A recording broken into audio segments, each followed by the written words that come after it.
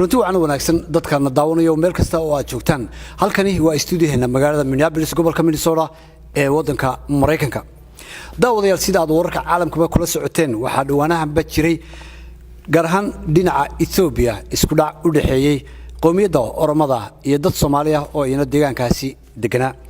sida wararku ay sheegayaan ilaa 40 ruux ayaa ku dhintay oo 18 kamid ah markaasi lagu duugay ama lagu aasay magaalada Jigjiga waliba iyadoo xabaal wadareed la isticmaalay musiibadaasi ama aafadaasi dad badan ayay saameysay oo qaarkood markaasi dhinacii nabadgelyada ay warar weyn gelisay dad fara badan oo iyagu markaasi ka tirsanaa qowmiyadda Oromada oo ku noolaa wadanka amaba Soomaaliya guud ahaan gaar ahaan dhinaca waqooyiga Soomaaliya ayaa dib ugu soo qaxay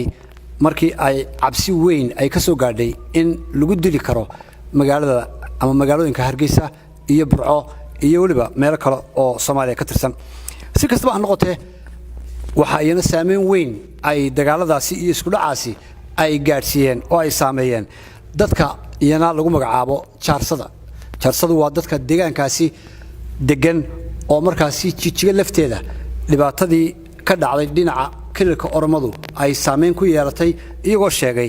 in dhibaato ay ka soo gaadhay markii isku dhacaas u dhacay waxa tan ila fadhiya stuudiyaheena maanta marti noogu ah Saciid Axmed Cali oo dhinacayga bidix fadhiya iyo hooyadii oo lagu magacaabo Qabuul Abiib Jaamac iyo garabkayga midig oo uu fadhiyo Cabdikariim Cabdilaahi Muuse waxaan ka wareysan doonaa bil guud ahaan sida wax u dhaceen waxa ay qabaan waxa ay ka cabanayaan iyo waxa codsigoodu uu ku aadan yahay marka hore stuudiyaheena ayaan idinku soo dhaweynayaa dhamaantiinba waaye aan ku bilaabo hadalka Saciid Axmed Cali oo garabkayga bidix fadhiya Saciid Axmed Cali waa maxay waxaad ka cabanaysaan ee maanta aad stuudiyaha noogu timaadeen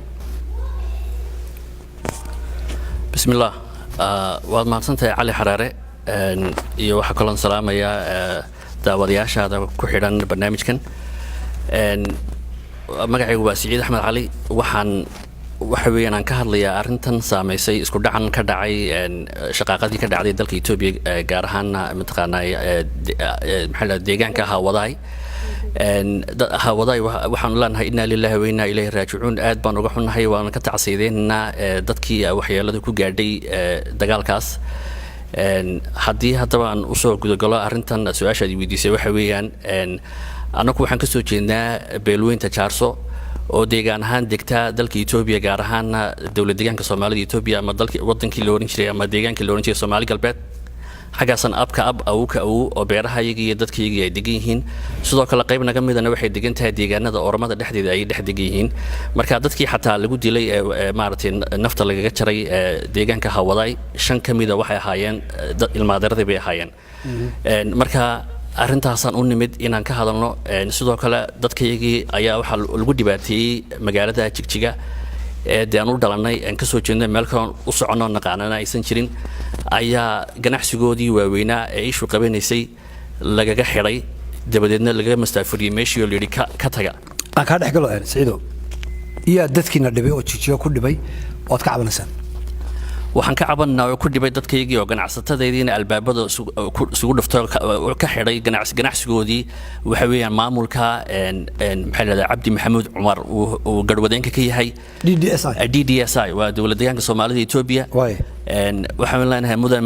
madaxweyne deegaanka waan kula leenahay waan u dhalanay meel aan uga soconaana ma jirto marka qalad ka dhacay dadkaygii la gumaaday laga raray meesha ee haddana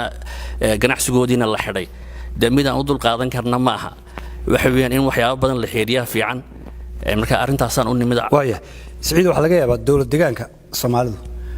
in ay ku dhageysanayaan madaxweyne Cabdi Maxamuud Cumar laftiisu in uu hadalkaaga dhageysto aniga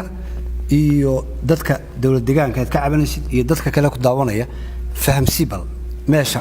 ma hodheer baa la idinka qaaday ma makhaayad baa la idinka qaaday ma dad baa la xiray sida wuxuu jiraan exactly horta bal taariikh yar hanadisiye waxa weeyaan dadkan aan ka soo jeedo reerkan aan ka soo jeeday Jaarso waxa weeyaan waligood badda waxay ka tirsanaayeen ismaamulka Soomaalida Itoobiya ka tirsanaayeen waxa jirtay magaalo la yiraahdo Jinacsani oo mataqaanaa aan 100% deegaan ahaan degno oo waligoodna ka tirsanayd kilka shanaad ka tirsanayd waxay ka gooday kilka shanaad muddo imika 13 sano laga joogo taariikhdii aan u malanay 2004 ay ahayd sababta uga go'dayna waxay ahayd ma ahayn oo waxay u go'day maamulka Oromada u go'day isirahaniyo abtirsanahan ugumay go'ina uma raacin maamulka Oromada waxa uu raacday maxallada gacan bidixayn iyo cadaalad darra ay kala kulmeen taliskii xilliga jiray oo markaa uu garwadeenka ahaa Cabdi Jibriil nin la oran jiray madaxweynaha kilka Soomaalida Itoobiya ahaa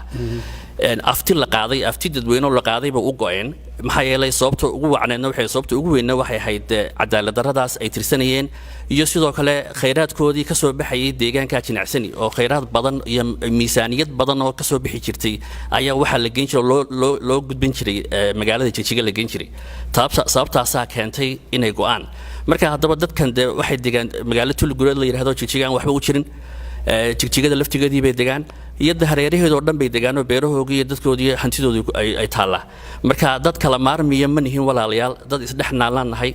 dad isguursadaan nahay dad mataqaana sinaba aan u kala maarmin baan nahay marka wili abtibaan isku nahay in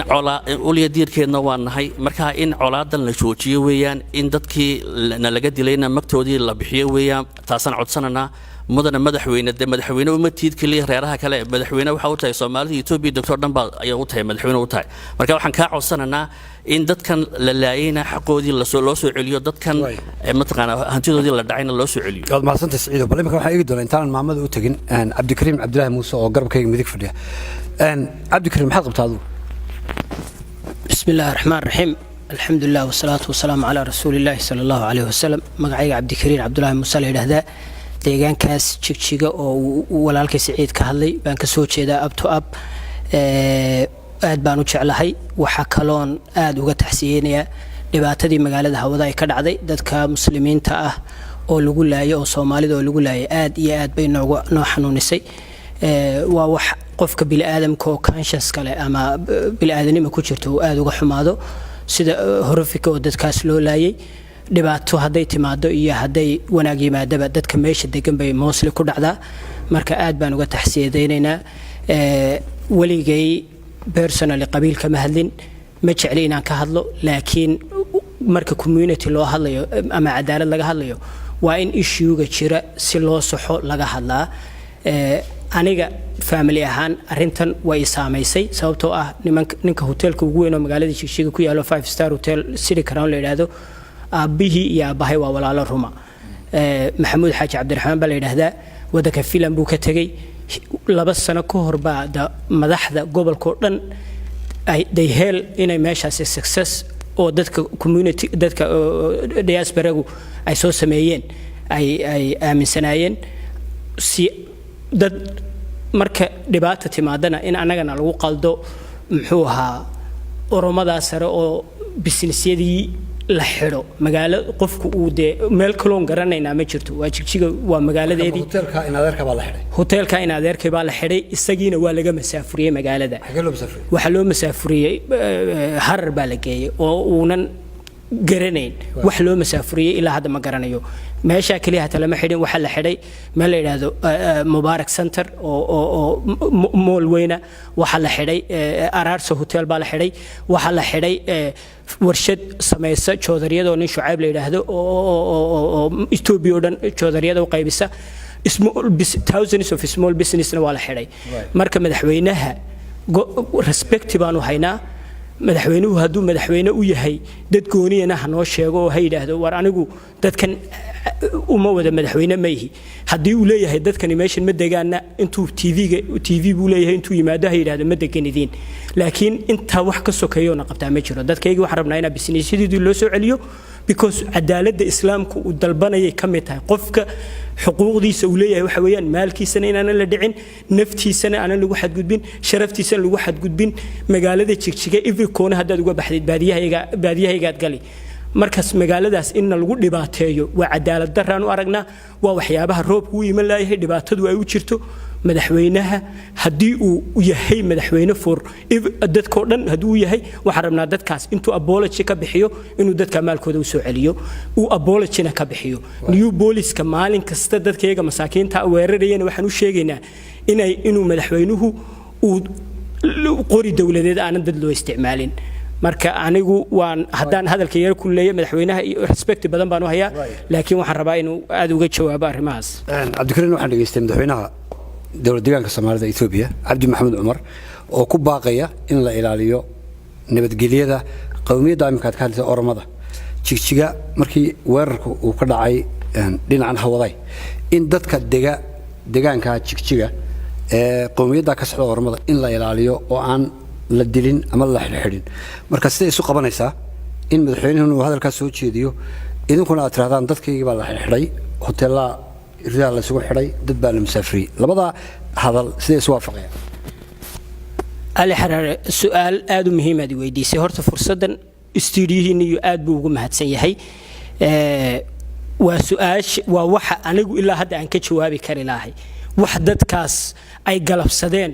oo loo xidhay ama businessyadoodii inta loo xidhay iyagana loo masaafuriyay waa ilaa hadda waxaan garan laanahay waa wax meediyaha ka qarsoon oo ina dadku ogeyn waxa sidaasaana keentay inaan halkan imano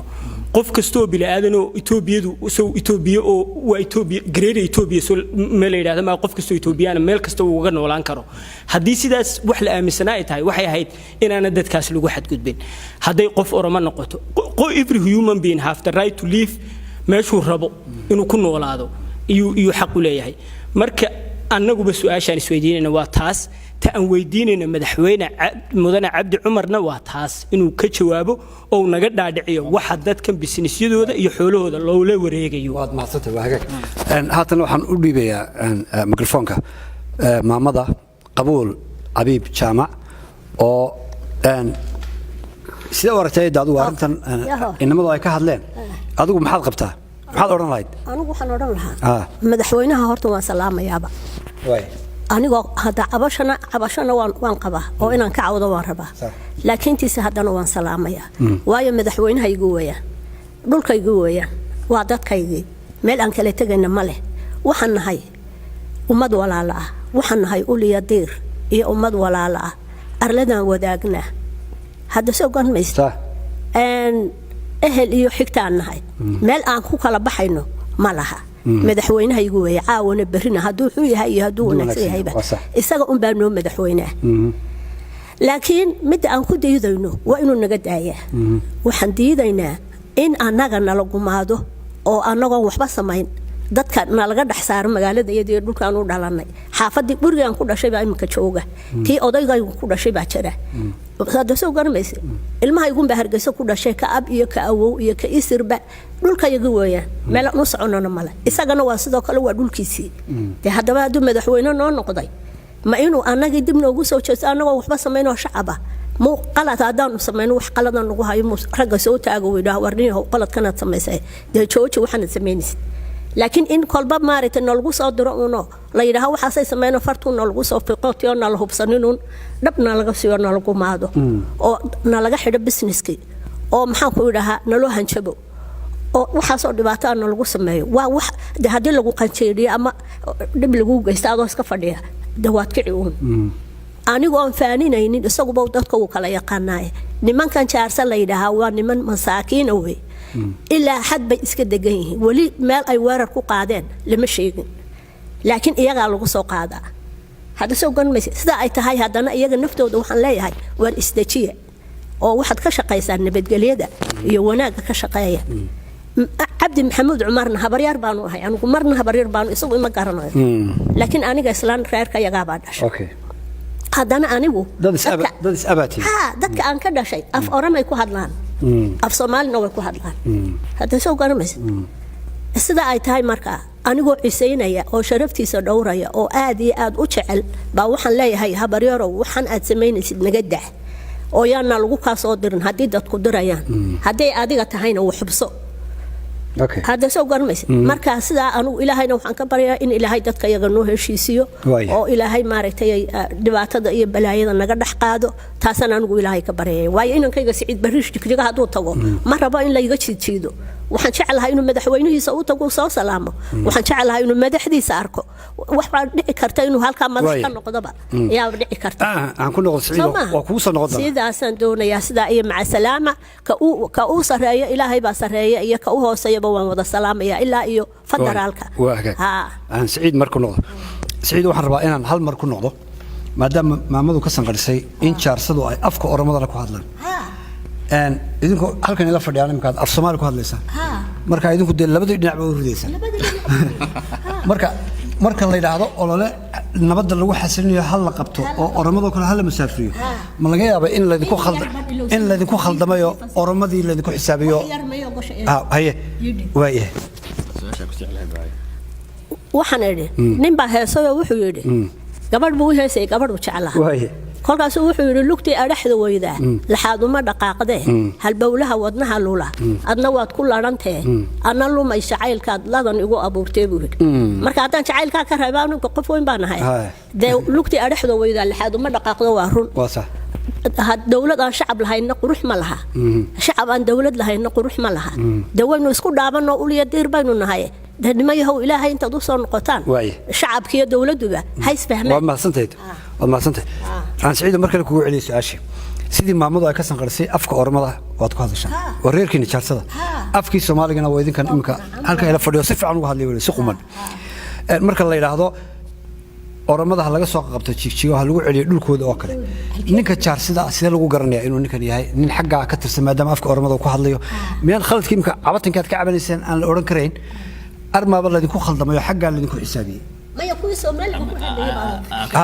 ku hadlay way Siciid waxaan rabaa inaan daawadayaasha maartay barnaamijkan daawanaya ku xiran Cali Xaraare waryaheena maartay inaan ka dhaadhiciyo horta background siiyaan fahansiiyo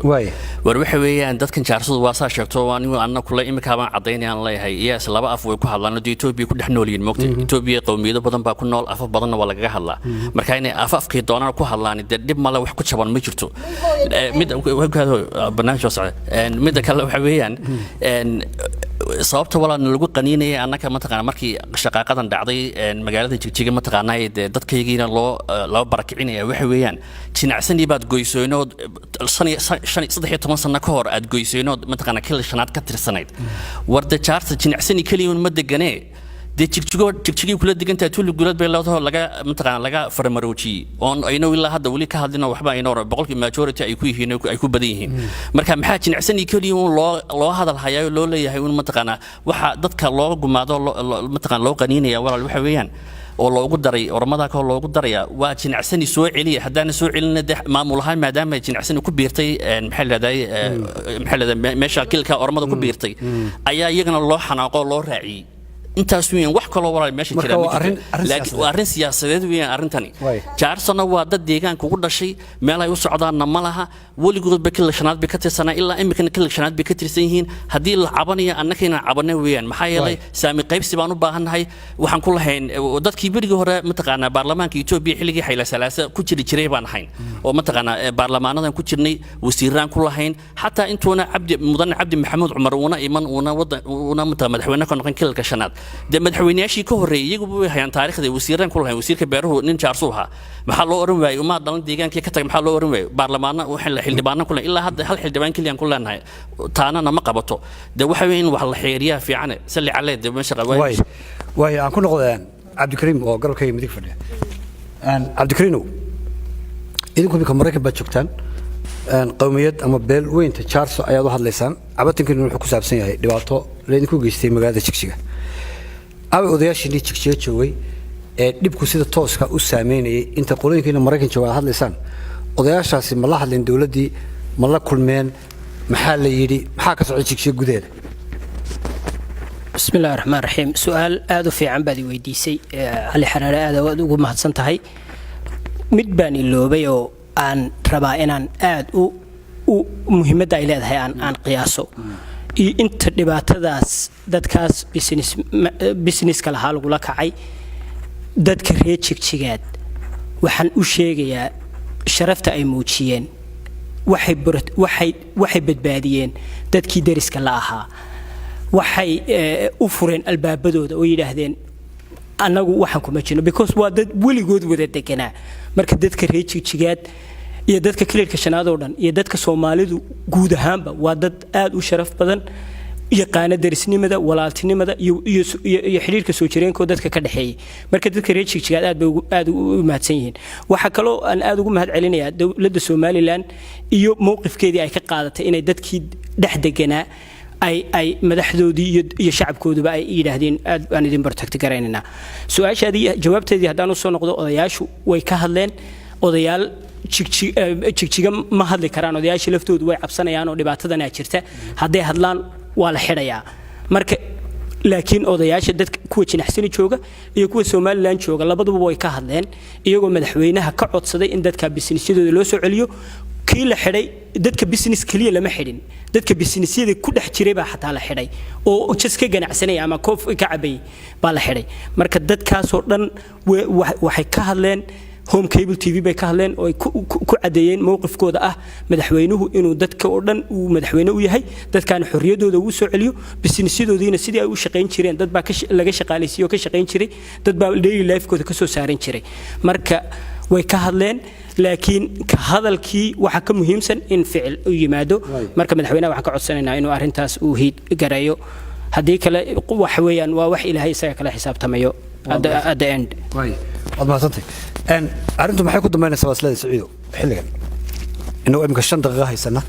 waa barnaamijkan soo gabagabeyn doona maxaa oran lahayd waxaan ugu baaqiyaa nabad baan ugu baaqiyaa dadkan waa dad walaalaha meel ay kala tigayaan ma laha waxa weeyaan odayaashaydii su'aal baad weydiisay odayaashaydii Soomaaliland jooga way hadleen qaasatan caaqil Abiib Libaax caaqil Abiib Xasan Libaax iyo odayaashii kale suldaanadii kale Suldaan Haaruun way wada hadleen mataqana saxaafadda Soomaalida Soomaaliland way la hadleen way u sheegeen baaq nabadeed bay direen anana baaq nabadeed baan xagan ka diranaa haddaan qurba joogtii aan nahay beelweynta Jaarsa haddaan nahay waxaan leenahay war dalkan waa dalkayagii meel aan u kala soconaa ma jirto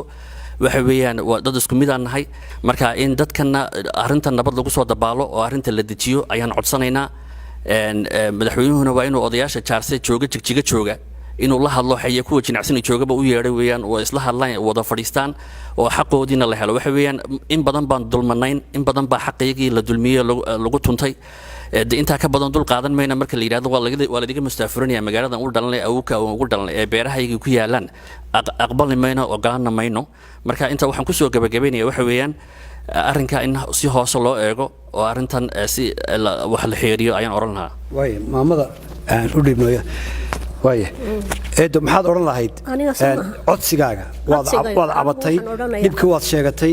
madaxweynaha iyo inta la halmaashay ku dhageysanaysa ee mas'uuliyiinta DDSI ka tirsan maxaad oran lahayd codsan lahayd waxaan oran lahaa waxaynu nahay dad wada dhashay meel aan kala tagaynana ma leh dalkuna waa dalkeenni dadkuna waa dadkeenni madaxweynuhu habar yar waxaan ku leeyahay horta barasho wanaagsan intaan jigjiga joogo inaan ku arko waan rabay laakiin shir bay ku jiraan baa la igu dhahay marka waxaad yeelaysaa arintaas daadaa ka madaxweynaha meesha waa inaad mas'uul sidaad u qaaday waa inaad uga soo baxdaa ilaahayna ha kula qabto maca salaama sidaas u maran ugu waa hagay wad maasantay maxaad ku dareeray Cabdi Kariim su'aal badna weydiisay markii dhaweedo ahayd dadku af Soomaali af Oromo labadaba way ku hadlaan waana xaqiiqo sax ah aniga aabahay af Oromo uu ku hadlaa aniga hooyaday waqooyi bay ka soo jeedaa macnaha luqad ahaan even hadii la yiraahdo dadkaasi waa Oromo xaq loo ma laha inaan businesskooda la dhaco waxba la dhaco yaanan odhanin macnaha in la xidho qofka bini aadamka Mareykan baan joognaa haddaan maanta business noo furan laga xidho dad aanan garanayno kala diinahay baa soo bixi marka anagoo muslimiina ina qofka islaamku waxa loo soo dejiyay inuu protect gareeyo human life iyo maalkiisa iyo dignitygiisa xajatul wadaa nabigu wuxuu ka hadlay all social issue alayhi salatu wasalaam all social issue buu ka hadlay isagoo aad u jiran oo xanuunadii ugu dambeysay qaba markuu xajatul wadaa dhamay ilaahay wuxuu ku soo dejiyay aayad quraan oo leeyahay al-yawma akmaltu lakum diinakum wa atmamtu alaykum ni'mati wa raditu lakum al-islam diinan 9 days ka bacdina wuxuu ilaahay soo dejiyay aayad oranaysa ترجعون فيه إلى الله ثم توفى كل نفس ما كسبت وهم لا يظلمون وقفك الشيء at the end إسقين قد لقلنا مدحوينها مركب وحن كعد سنينا دت كاس قف كستو كلكم راع وكلكم مسؤول عن رعيته دت كاس ولن أذا مسؤول كا at the end قبيل كيربان هذا أورمها هذا حبشها هذا qofka human being-ka ilaahay baa yiri karaameeyo dignity giisaas in la ilaaliyo rabnaa